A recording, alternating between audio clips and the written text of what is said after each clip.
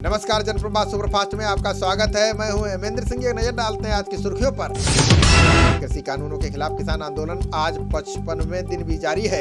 सरकार और आंदोलनकारी किसान संगठनों के बीच आज होने वाली वार्ता एक दिन और आगे खिसक गई है। 19 के बजाय अब 20 जनवरी को किसान संगठनों और सरकार के बीच वार्ता होगी। किसान 26 जनवरी को दिल्ली के बाहरी रिंग रोड पर ट्रैक्टर ट्राली निकालने पर अड़े हुए हैं। वहीं दिल्ली पुलिस आज फिर किसानों को समझाने की कोशिश करेगी। किसानों और दिल्ली पुलिस के आला अधिकारियों के बीच आज बैठक हो रही है।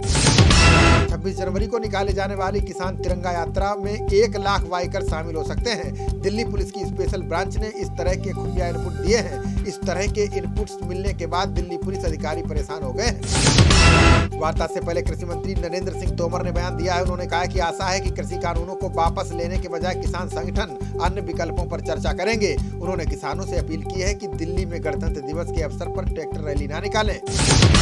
कृषि सुधार कानूनों को लेकर सुप्रीम कोर्ट की कमेटी की आज पहली बैठक होगी। बाकी के अध्यक्ष भूपिंदर सिंह मान इससे पहले समिति से अलग हो चुके हैं। वहीं किसान संगठन भी सुप्रीम कोर्ट की कमेटी के पास जाने से इनकार कर चुके हैं। किसान आंदोलन में सामाजिक कार्यकर्ता अन्ना हजारे के कूदने से भाजपा की धड़कनें बढ़ गई हैं। इसके मद्देनजर भाजपा ने अन्ना को दिल्ली जाने से रोकने की कवायद शुरू कर दी है। अन्ना को अनशन से रोकने की जिम्मेदारी पूर्व कृषि मंत्री राधा कृष्ण विखे को दी गई है। झारखंड के सीएम हेमंत सोरेन ने कांग्रेस अध्यक्ष सोनिया गांधी और राहुल गांधी से मुलाकात की। इन नेताओं के बीच किसान आंदोलन और मंत्रिमंडल विस्तार समेत कई मुद्दों पर चर्चा हुई। सूत्रों के मुताबिक निगमों और वार्डों में नियुक्तियां करने और सरकार के कामकाज पर भी चर्चा हुई। केंद्रीय गृह मंत्री अमित शाह 30 जनवरी को पश्चिम बंगाल में जनसभा करेंगे। इसको लेकर भाजपा ने तैयारियां शुरू कर दी हैं। वरिष्ठ भाजपा नेताओं ने क्षेत्र का दौरा कर व्यवस्थाओं का जायजा लिया। इनमें पार्टी के राष्ट्रीय उपाध्यक्ष मुकुल रॉय और सांसद शांतनु ठाकुर मौजूद रहे। महाराष्ट्र में हुए ग्राम पंचायत चुनाव के नतीजों में सत्ताधारी शिवसेना सबसे बड़ी पार्टी बनकर उभरी है, जबकि भाजपा दूसरे नंबर पर रही। अभी तक सामने आए नतीजों में शिवसेना को कुल 3113 सीटों पर जीत मिली है, जबकि बीजेपी के खाते में 2632 सीटें आई हैं। हिमाचल में पंचायती राज संस्थाओं के दूसरे चरण के चुनाव के लिए आज 1208 पंचायतों में मतदान जारी है। कोरोना संक्रमित शाम 4 बजे के बाद मतदान कर सकेंगे। जिला परिषद और पंचायत समिति के सदस्यों के नतीजे 22 जनवरी को घोषित किए जाएंगे। गुजरात के सूरत में कौसांबा गांव के कीम रोड पर फुटपाथ पर सो रहे 20 लोगों को ट्रक ने कुचल दिया। हादसे में 15 लोगों की जान चली गई है, जबकि 5 की हालत गंभीर बताई जा रही है। पुलिस ने बताया कि जान गंवाने वाले सभी मजदूर राजस्थान के रहने वाले हैं। पीएम मोदी ने सूरत में हुई दुर्घटना पर गहरा दुख जताया। इसके साथ ही पीएम ने मृतकों के परिजनों को 2-2 लाख और घायलों के लिए 50,000 रुपए देने का ऐलान कर दिया है। पीएम ने कहा कि दुर्घटना में लोगों की जान जाना बेहद दुखद है। मेरी संवेदनाएं पीड़ित परिवारों के साथ। पीएम मोदी को विश्व प्रसिद्ध सोमनाथ मंदिर का नया अध्यक्ष नियुक्त किया गया है। वो इस पद पर आसीन होने वाले दूसरे प्रधानमंत्री हैं। पूर्व पीएम मोरारजी देसाई मंदिर के अध्यक्ष बने थे। रिकॉर्ड के अनुसार पीएम मोदी मंदिर न्यास के 8वें अध्यक्ष होंगे। तमिलनाडु, मध्य प्रदेश और झारखंड के मुख्यमंत्रियों ने केंद्रीय गृह मंत्री अमित शाह से मुलाकात की। सभी मुख्यमंत्रियों ने अपने अपने राज्य से जुड़े विभिन्न मुद्दों पर चर्चा की। वहीं झारखंड सीएम ने माओवादी घटनाओं से निपटने को लेकर बातचीत की। विदेश राज्य मंत्री बी मुरलीधरन आज संयुक्त अरब अमीरात की यात्रा पर जाएंगे। 3 दिवसीय यात्रा के दौरान वे शीर्ष नेताओं के साथ बातचीत करेंगे, जिसमें भारतीय श्रमिकों का कल्याण मुख्य विषय रहेगा। पिछले साल नवंबर में विदेश मंत्री एस जयशंकर ने भी यहाँ की यात्रा की थी। स्वतंत्रता सेनानी सुभाष चंद्र बोस की जयंती इस बार पराक्रम दिवस के रूप में मनाई जाएगी। बता दें कि पीएम मोदी ने कहा था कि नेताजी सुभाष चंद्र बोस की वीरता सर्वविदित है। नेताजी जैसे सोल्जर की 125वीं जयंती से जुड़े कार्यक्रमों की घोषणा हम जल्द करेंगे। सीमा विवाद पर सीएम बीएस येदियुरप्पा ने कहा कि कर्नाटक की 1 इंच जमीन भी महाराष्ट्र को नहीं दी जाएगी। वहीं कांग्रेस नेता सिद्धारमैया ने कहा कि बेलगावी कर्नाटक का अभिन्न अंग है। जो मुद्दा सालों पहले सुलझ गया हो, उसे भड़काने की कोशिश न करें। राजधानी दिल्ली की हवा लगातार दूसरे दिन बेहद खराब स्तर में बनी रही। इस बीच वायु गुणवत्ता सूचकांक 347 से बढ़कर 372 पर दर्ज किया गया। सफर ने बताया कि आज शाम से हवाओं की चाल तेज होगी। इससे प्रदूषण स्तर में कमी आने की उम्मीद है। देश में 3 दिन पहले शुरू हुए टीकाकरण अभियान में अभी तक 3,08,000 लोगों को कोरोना का टीका लगाया गया है, जिनमें से 580 प्रतिकूल प्रतिक्रिया के सामने मामले आए हैं। 7 लोगों को अस्पताल में भर्ती कराया गया है। 2 लोगों की जान चली गई है। केंद्र सरकार ने बताया कि जान गंवाने का वैक्सीन से कोई संबंध नहीं है। कोवैक्सीन बनाने वाली कंपनी भारत बायोटेक ने टीके को लेकर लोगों को आगाह किया है। भारत बायोटेक ने कहा कि अगर कोई भी व्यक्ति पहले से कोई गंभीर बीमारी की दवाएं ले रहा है, तो ऐसे लोग फिलहाल कोरोना महामारी की वैक्सीन न लें। भारत में कोरोना संक्रमितों का आंकड़ा 1,05,81,000 के पार पहुंच गया है। इसमें अभी तक 1,52,556 लोगों की जान जा चुकी है। देश में पिछले 24 घंटे में कोरोना के सिर्फ 10,064 नए मामले सामने आए हैं। वहीं 137 लोगों को अपनी जान गंवानी पड़ी है। राजधानी दिल्ली में कोरोना महामारी का ग्राफ तेजी से गिरता जा रहा है। दिल्ली में बीते 24 घंटे में संक्रमण के 161 मामले आए हैं और 8 मरीजों की जान चली गई है। 2 अप्रैल के बाद ऐसा पहली बार हुआ है कि एक दिन में इतने कम मामले आए हैं। दुनिया भर में कोरोना के मरीजों की संख्या 9,56,83,000 के पार पहुंच चुकी है, जबकि इसमें अभी तक 20,43,728 लोगों की जान जा चुकी है। इस बीच भूटान के प्रधानमंत्री ने ऐलान किया है कि भारत उनके देश को फ्री में कोविशील्ड वैक्सीन देगा।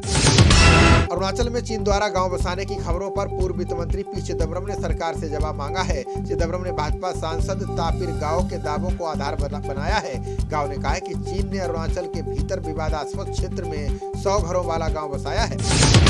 अरुणाचल में चीनी गांव की रिपोर्ट पर विदेश मंत्रालय ने बयान जारी किया है। मंत्रालय ने कहा है कि इसके जवाब में भारत सरकार ने भी सड़कों, पुलों आदि के निर्माण को तेज किया है, जिसमें सीमा के साथ साथ स्थानीय लोगों को जरूरी कनेक्टिविटी दी जा सके।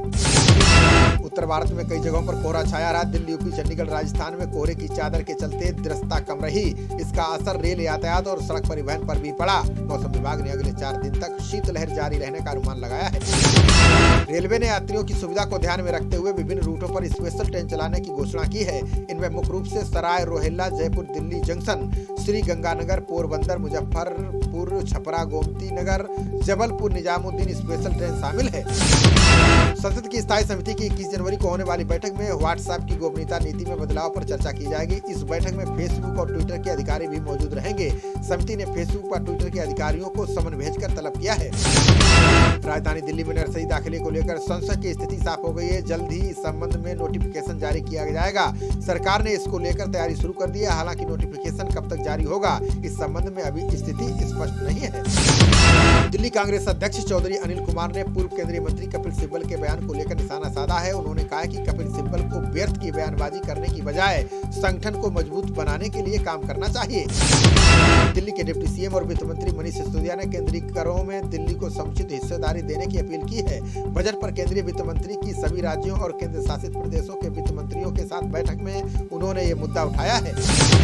कर्नाटक में हाल में हुए कैबिनेट विस्तार से नाराज भाजपा के बागी विधायकों की आज गुप्त स्थान पर बैठक होने वाली है। माना जा रहा है कि इस बैठक के दौरान सीएम बीएस येदियुरप्पा के खिलाफ मोर्चा खोलने और आला कमान से शिकायत को लेकर चर्चा की जाएगी। कांग्रेस नेता राहुल गांधी ने केरल के वरिष्ठ नेताओं के साथ बैठक की। इस दौरान उन्होंने आगामी विधानसभा चुनाव की तैयारियों और रणनीति को लेकर चर्चा की। राहुल ने पार्टी में एकजुटता, युवाओं और महिलाओं को पार्टी के पक्ष में लामबंद करने के लिए काम करने की जरूरत बताई। ग्रेटर नोएडा में रक्षा मंत्रालय की 161 एकड़ जमीन से अवैध कब्जा हटाया गया। इसे सरकार के नाम पर पंजीकृत कराया गया है। जिला प्रशासन के अनुसार दादरी तहसील के नांगली सांगपुर गांव में भूमाफिया ने इस पर कब्जा किया था। उसने यहां फार्म हाउस का निर्माण कराया था। बिहार के राज्यपाल फागू चौहान ने श्री राम मंदिर निर्माण के लिए 2,01,000 रुपए का चेक प्रदान किया है। ये चेक विश्व हिंदू परिषद के राष्ट्रीय उपाध्यक्ष आर्यन सिंह ने प्राप्त किया। वहीं कांग्रेस के वरिष्ठ नेता दिग्विजय सिंह ने 1,11,111 रुपए का चेक पीएम मोदी को भेजा है। सुप्रीम कोर्ट ने 10वें सिख गुरु गोविंद सिंह की जयंती को राष्ट्रीय अवकाश घोषित करने के लिए याचिका दाखिल की गई है। अदालत ने इस पर केंद्र और सभी राज्य सरकारों से जवाब मांगा है। ये याचिका अखिल भारतीय शिरोमणि सिंह सभा ने दाखिल की है। आप नेता संजय सिंह ने कहा कि उन्हें जान से मारने की धमकी मिली है। उन्होंने पुलिस में शिकायत दर्ज कराई है। उन्होंने कहा कि इस तरह की धमकियों से वे डरने वाले नहीं हैं। उन्होंने दिल्ली पुलिस से अपील की है कि वे मामले में कार्रवाई शुरू करें। केंद्रीय मंत्री धर्मेंद्र प्रधान ने पेट्रोल डीजल के बढ़ते दामों पर सफाई पेश की है। उन्होंने कहा कि तेल उत्पादक देशों द्वारा कम उत्पादन करने के कारण कीमतें बढ़ी हैं। कम उत्पादन से तेल की मांग और आपूर्ति में असंतुलन पैदा हो गया है। देश में खपत भी बढ़ रही है। टीवी पत्रकार अर्णव गोस्वामी की मुश्किलें बढ़ सकती हैं। गोस्वामी और बार्क के पूर्व सीईओ पार्थ दासगुप्ता के बीच हुई चैट के बारे में महाराष्ट्र सरकार जानकारी एकत्र कर रही है। महाराष्ट्र के गृह मंत्री अनिल देशमुख ने कहा है कि इस मुद्दे पर मंत्रिमंडल की बैठक में चर्चा की जाएगी। गुजरात के जूनागढ़ में स्कूल खुलते ही पहले दिन 11 छात्राएं वायरस से संक्रमित मिली। छात्रावास में जांच के दौरान इसका खुलासा हुआ। इनमें 10वीं और 12वीं की छात्राएं शामिल हैं। प्रशासन ने कहा है कि जिनमें लक्षण नहीं मिले उन छात्राओं को घर भेज दिया गया है। भाजपा नेता सोमेन चटर्जी ने सीएम ममता पर जोरदार हमला बोला है। उन्होंने कहा कि भाजपा नेताओं को बाहरी बताकर ममता खतरनाक खेल खेल रही है। ये देश हित के लिए घातक है। चटर्जी ने दावा किया है कि नंदीग्राम आंदोलन को लाल कृष्ण आडवाणी ने भी समर्थन दिया था। बिहार सीएम नीतीश कुमार ने कहा है कि राज्य मंत्रिमंडल का जल्द विस्तार होगा। इस संबंध में बातचीत चल रही है। एनडीए में सब कुछ ठीक है, वहीं कोई समस्या नहीं है। दोनों दलों के बीच किस फार्मूले पर सहमति बनी, इस बारे में नीतीश ने स्थिति स्पष्ट नहीं की। आरजेडी प्रमुख लालू यादव ने बिहार में बढ़ते अपराध को लेकर सीएम नीतीश कुमार पर हमला बोला है। उन्होंने कहा कि नीतीश सरकार में अपराध के आंकड़े दोगुने से भी ज्यादा हो गए हैं। गजब की बात यह है कि हमारे दौर को नकारे लोग जंगल राज कहते हैं। राजस्थान सरकार ने 13 जिला मुख्यालयों से रात्रिकालीन कर्फ्यू हटाने का फैसला किया है। अब यहाँ शाम 7 बजे से बाजार बंद नहीं किए जाएंगे। सीएम अशोक गहलोत ने कहा है कि निजी प्रयोगशालाओं में कोरोना वायरस की जांच शुल्क घटाकर 500 रुपए कर दी गई है। उत्तराखंड में मनरेगा का कार्य दिवस बढ़ाकर 150 दिन किया जाएगा। सीएम त्रिवेंद्र सिंह रावत ने कहा है कि बढ़े हुए कार्य दिवसों के लिए जरूरी धनराशि की व्यवस्था राज्य फंड से की जाएगी। बता दें कि मनरेगा जॉब कार्ड धारकों को इस समय 100 दिन का रोजगार दिया जाता है। भाजपा नेता शहनवाज हुसैन और बिहार के मंत्री मुकेश सहनी ने विधान परिषद उपचुनाव के लिए नामांकन दाखिल किया। इस मौके पर CM Nitish Kumar, deputy CM Tarkishore और रेणु देवी समेत कई अन्य नेता मौजूद रहे। दोनों सीटों के लिए मतदान 28 जनवरी को होगा। मारुति सुजुकी ने चुनिंदा वाहनों की कीमतों में 34,000 रुपए तक की वृद्धि की है। कंपनी के प्रवक्ता ने कहा है कि बढ़ती इनपुट लागत के प्रभाव को कम करने के लिए यह कदम उठाया गया है। कंपनी ने कहा है कि नई कीमतें 18 जनवरी 2021 से लागू हैं। ब्रिस्बेन में खेले जा रहे अंतिम टेस्ट को जीतकर भारत ने इतिहास रच दिया है। ऑस्ट्रेलिया ने भारत के सामने 328 रन का लक्ष्य रखा था। जवाब में भारत ने 7 विकेट खोकर मुकाबला जीत लिया। ऋषभ पंत ने शानदार बल्लेबाजी करते हुए 89 रन की पारी खेली। टेस्ट के आखिरी दिन युवा सलामी बल्लेबाज सुमन गिल ने 91 रन की शानदार पारी खेली। गिल ने अपनी पारी के दौरान कई उपलब्धियां भी हासिल की। वो अब भारत की ओर से टेस्ट क्रिकेट की चौथी पारी में अर्धशतक बनाने वाले भारत के सबसे युवा ओपनर बन गए हैं। भारत के विकेटकीपर ऋषभ पंत ने अपनी उपलब्धियों में एक और इजाफा किया है। पंत ने ब्रिस्बेन टेस्ट की दूसरी पारी के 59वें ओवर में 2 रन लेते हुए टेस्ट क्रिकेट में अपने 1000 रन पूरे किए। अब पंत सबसे कम 27 पारियों में 1000 रन बनाने वाले भारतीय विकेटकीपर बन गए। खबरों का सिलसिला जारी रहेगा। देखते रहिए जनप्रवाद। नमस्कार।